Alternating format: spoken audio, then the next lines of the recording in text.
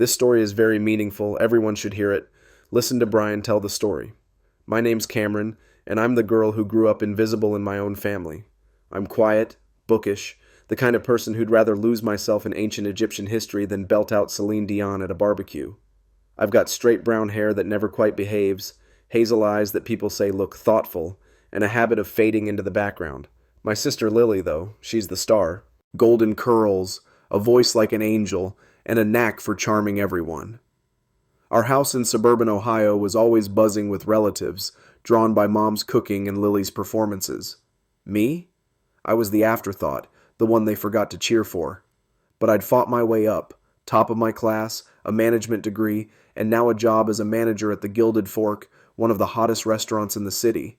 I thought I'd finally earned my place. Guess I was wrong. It all started years ago, back when I was 17, at one of those endless family barbecues. The backyard smelled of charcoal and burgers, the big oak tree casting dappled shadows over the lawn. Mom flitted around with drinks, Dad manned the grill, and the relatives sprawled across folding chairs like it was a summer ritual. "Lily, sweetie, sing for us," Aunt Marge called out, her voice sharp over the chatter. Lily bounced up, all confidence and curls, and launched into "My Heart Will Go On." The adults went wild, clapping like she was on Broadway. Dad wiped a tear, Mom beamed, and I stood off to the side, half hidden by the shrubs, feeling like a ghost. I wanted to join in once, you know. I stepped forward, clutching a poem I'd scribbled in my notebook, my voice shaky as I started, "The wind whispers secrets through the leaves." But my cousin Jake, 25, loud, and always stirring trouble, cut me off with a grin. "Whoa, Cam, save our eardrums, yeah?" Everyone laughed. Mom sighed. "Cameron, don't be silly," and I slunk back, cheeks burning.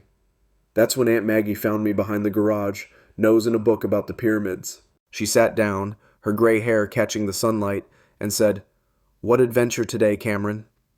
I showed her the cover, mumbling, "Just Egypt." She nodded, her eyes warm. "You've got a good head, girl. Don't let them make you feel small." Her words were a lifeline, but they couldn't erase the sting of being the odd one out. School was my escape.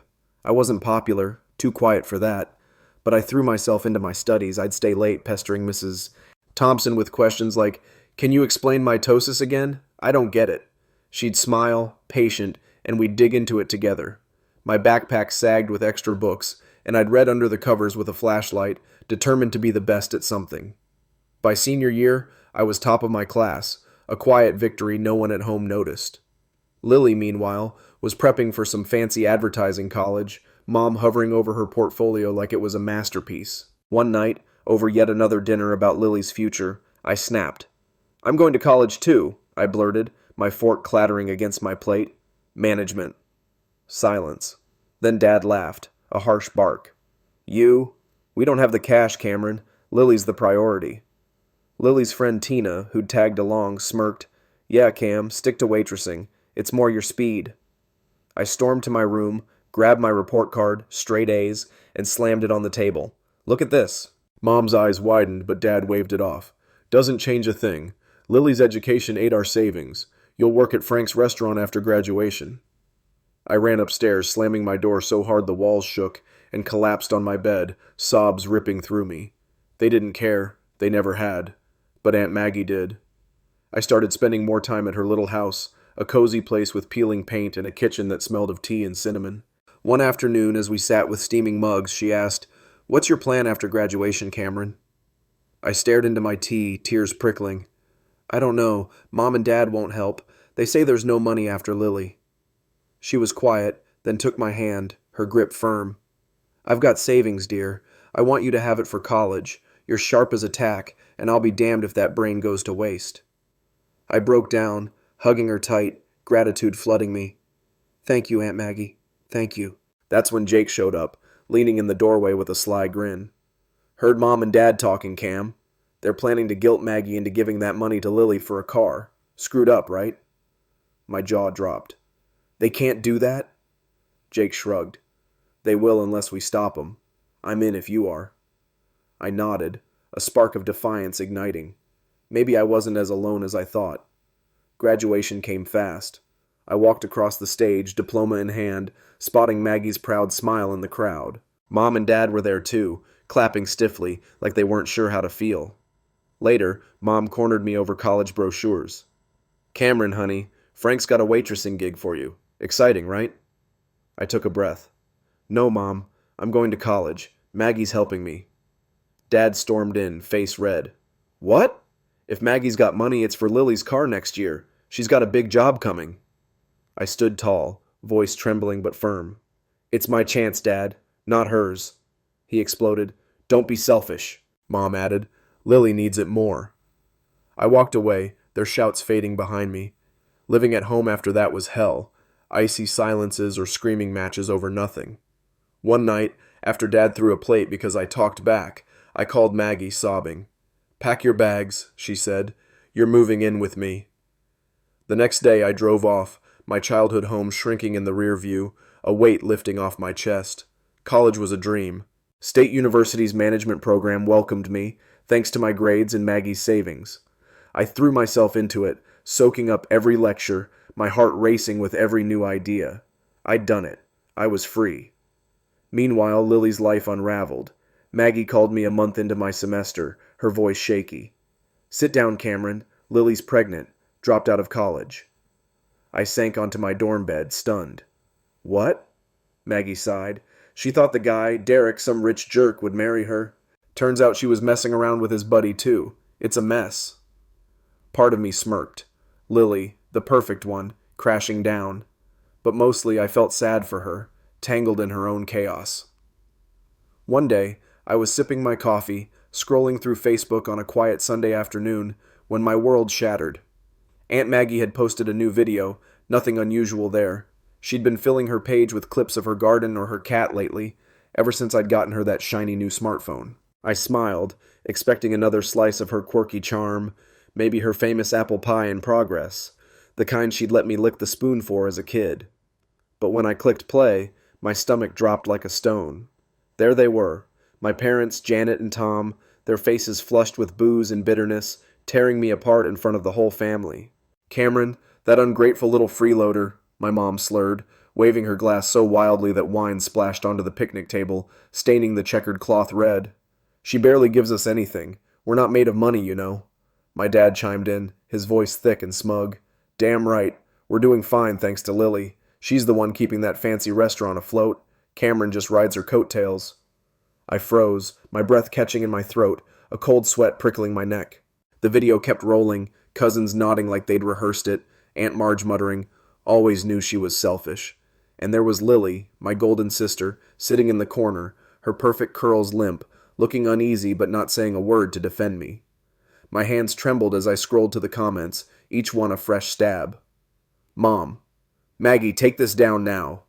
Dad: "You've got no right." But Aunt Maggie's reply hit me like a punch. I don't know how to delete it, and even if I could, I wouldn't. "It's time everyone saw how you treat Cameron. Shame on you both." Tears stung my eyes, hot and angry, spilling over as the betrayal sank in. After everything I'd done for them, money for their roof when it leaked through the ceiling, a new water heater when theirs died midwinter, their whole damn house renovated so they could keep throwing those precious barbecues, they still saw me as nothing. I sat there, phone clutched tight, coffee gone cold, feeling like the ground had vanished beneath me, leaving me dangling over a void of hurt and rage. Then came the video. After it blew up, I sat there for hours, replaying it until my eyes burned, the sting of their words cutting deeper each time, like a knife twisting in an old wound. Every slur, freeloader, coattails, echoed in my head, drowning out the hum of my apartment. My phone buzzed nonstop, Mom's texts flashing across the screen. "We're sorry, Cameron, we didn't mean it," followed by, "Please call us, we were drunk, it's not what you think." Dad's calls piled up, 5 missed, then 10, his voicemails a garbled mix of gruff apologies and demands to pick up, damn it. I let them stack, my thumb hovering over delete, until I couldn't take it anymore. I typed back, cold and final, my fingers steady despite the storm inside. I saw the video. "I know what you think. Don't contact me. The money stops now." I hit send, and the silence that followed felt like a victory, sharp and bitter. Their replies shifted fast, apologies morphing into guilt trips. "We're your parents, you owe us. How can you do this to your own family? Lily's struggling and you're abandoning us. I blocked them, each tap a brick in the wall I was building, my resolve hardening like steel. Lily stayed quiet at work. She'd started at the Gilded Fork as an admin, a job I'd begged Mr. Reeves to give her after she crashed and burned. One day, after a staff meeting, she caught me by the break room, her voice low, almost swallowed by the clatter of dishes. "I'm not picking sides, Cam. It's your fight." Her eyes flicked away, guilt shadowing her face, and I nodded, respecting her distance, though a small, aching part of me wished she'd stand up for me just once, like I'd done for her. The fallout didn't stop there. Monday morning, my phone lit up with a text from Tina, Lily's old college friend, the one who'd always looked at me like I was dirt under her nails. "You're a real piece of work, Cameron," it read. "Lily's a wreck because of you, and now you're playing victim? Pathetic." I stared at it, my pulse thudding in my ears, remembering her smirk at that dinner years ago when she'd said I'd never amount to anything. She'd been at the barbecue too, I realized. Her voice was in the video, egging Mom on. "Cameron thinks she's hot stuff now, huh? Lily's the real star." I didn't reply, but the anger simmered, a slow boil. Then Jake called, his voice crackling with urgency. "Cam, you okay? Tina's stirring shit online saying you faked the whole thing for attention. Mom and Dad are eating it up." I groaned, pinching the bridge of my nose. "Of course they are." "What's she saying?" "Posted some crap about you owing them for raising you. It's got traction. Cousin Sarah's pissed, though. She's defending you." I sighed, a flicker of warmth cutting through the mess. Sarah had always been kind, the quiet cousin who'd slip me extra cookies at parties. "Tell her thanks," I said. Jake hesitated. "Look, I've got something else. Meet me at Maggie's tonight. It's big." My gut twisted. Jake's big usually meant trouble, but he'd been in my corner lately. "Fine," I said. "See you there." Work that day was a blur. I managed the dinner rush at the Gilded Fork, barking orders over the sizzle of steaks, but my mind kept drifting to the video, Tina's text, Jake's cryptic call. Lily moved through her shift like a ghost, efficient but distant, her usual charm muted. I caught her eye once and she gave me a tight nod.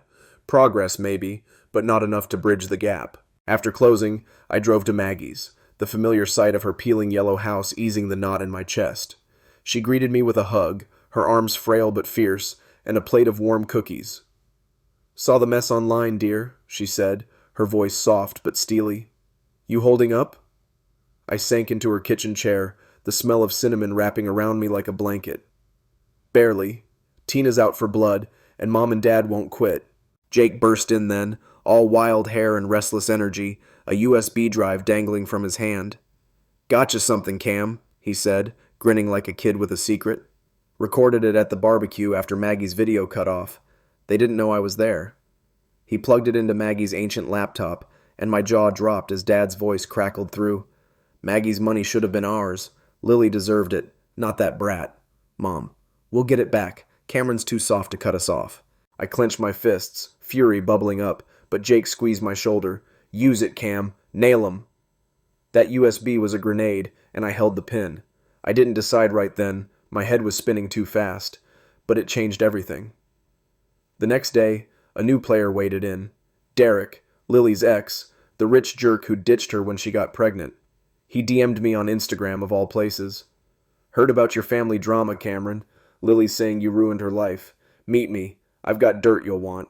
I hesitated, my thumb hovering over block, but curiosity won. We met at a dive bar downtown, the air thick with smoke and regret. Derek leaned across the sticky table, his designer jacket out of place, eyes glinting.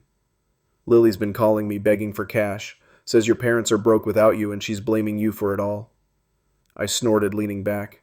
"She's got nerve. What's your angle, Derek?" He smirked. "I don't care about her sob story.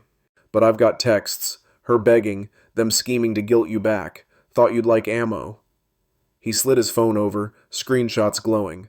Lily to Derek, "Cameron's selfish, she owes us," and Mom to Lily, "Keep pushing, she'll cave." My blood ran cold, but I kept my face blank. "Why help me?" I asked. He shrugged. "Lily screwed me over. This screws her back." I took the screenshots, a bitter taste in my mouth, and left without a thank you. I sat in my car outside Maggie's house, the USB from Jake burning a hole in my pocket, Derek's screenshots glowing on my phone. My chest was tight, a mix of dread and determination churning inside me.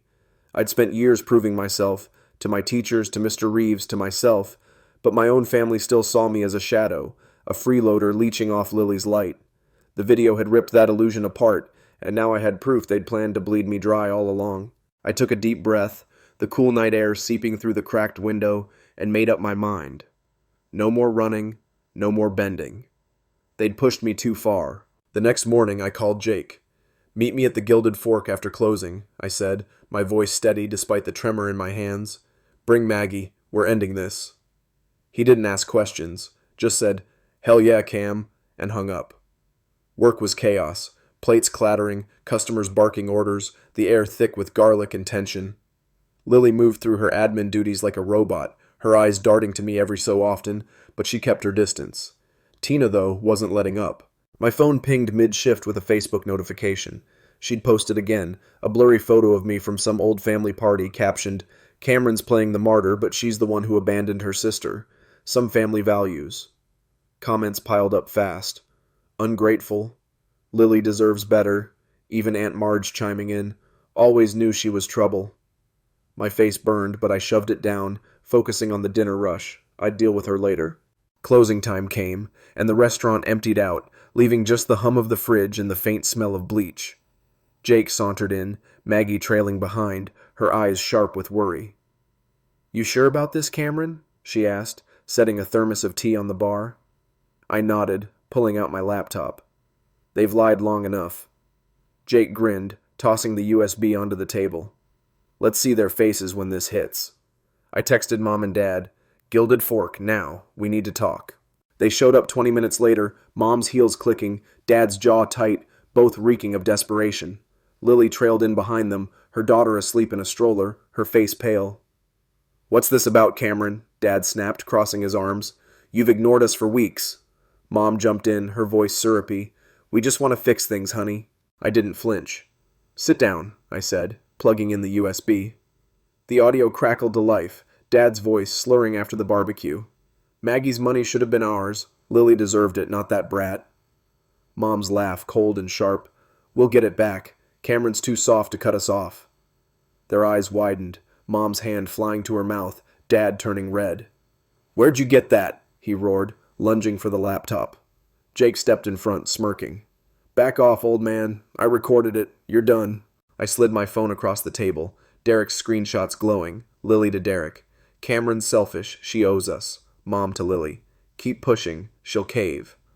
Mom gasped, "That's private." But I cut her off, my voice low and hard. "Private? Like calling me a freeloader in front of everyone? I paid for your roof, your heater, your damn pride, and you still spit in my face. It's over. No more money, no more me." Dad slammed his fist on the table, rattling the thermos. "You ungrateful little, after all we did raising you?" I laughed, a bitter sound that surprised even me. "Raising me? You raised Lily. I raised myself." Mom started crying, crocodile tears dripping down her cheeks. "We're your family, Cameron. You can't do this." I stood, towering over them for once. "You stopped being my family the second you chose her over me. Live with it." Lily finally spoke, her voice small. "Cam, I didn't mean for this. I told them to stop." I met her eyes, seeing a flicker of the sister I used to know, but it wasn't enough. "Then why didn't you?" I asked. She looked away, and that was answer enough. The door swung open, and Tina stormed in, her face twisted with fury. "You're a real bitch, Cameron," she spat, holding up her phone. "I posted everything, how you're screwing over Lily, your own flesh and blood. People hate you now." I stared at her, the girl who'd mocked me since high school, and something snapped. "Good," I said, stepping closer. "Let them hate me. I don't need their approval, or yours." Jake chuckled. "Nice try, Tina, but Sarah's already countering your crap online." "Uncle Bob, too. Cam's got more backup than you think." Tina faltered, her smirk fading, and I saw the first crack in her armor. Days later, the fallout hit hard. Tina's posts backfired. Sarah's heartfelt defense, "Cameron's the strongest person I know," went viral among the cousins, and Uncle Bob's gruff, "Her parents are idiots," sealed it. Mom and Dad's calls stopped, but I heard through Jake they'd begged Lily to ask Derek for money. He'd laughed in her face, and now they were scrambling, their precious barbecues canceled, their house falling quiet. Lily kept her job, and one slow night, she approached me, her daughter tugging at her leg. "I'm sorry, Cam," she whispered, tears brimming. "I was jealous. You're better than me, and I hated it." I softened, just a little. "Prove it," I said. "Be a mom she can be proud of." She nodded, and I left it there. Not forgiveness, but a door cracked open. Mr. Reeves called me in a week later, his office warm with the smell of leather and coffee. "I'm retiring, Cameron," he said, eyes twinkling. "You're CEO now. Take this company further than I ever could." My heart stopped, then soared, pride flooding me. "I won't let you down," I promised, and I meant it. I walked out, the weight of the Gilded Fork's keys in my hand, a new horizon stretching before me. I bought Maggie a new phone that night, her old one buzzing with likes for her latest pie video. "You're a star, Cameron," she said, hugging me tight. Jake texted, "Bar's open, CEO, drinks on me." I laughed, freer than I'd ever been. But it's not over, not quite. Mom and Dad are out there, broke and bitter, whispering my name like a curse. Tina's faded, her venom spent, but I know she's plotting something. Lily's trying, but trust is a fragile thing. Me? I'm standing tall, the girl who turned shadows into gold, but I wonder, will they ever stop? Or will I always be fighting to prove I'm enough? That's the lesson here, I guess. Family isn't blood. It's the ones who lift you when others tear you down. I found mine in Maggie, Jake, even Sarah and Bob. The rest? They'll learn to live without me, and it'll hurt them more than it ever hurt me. So, what do you think? Should I have let them squirm more, or was this enough? Drop a comment, tell me your take. Have you ever had to cut someone off to find yourself? I'd love to hear your stories. Hit that like button if you're with me, and subscribe for more, because this isn't the end, just the start of something bigger.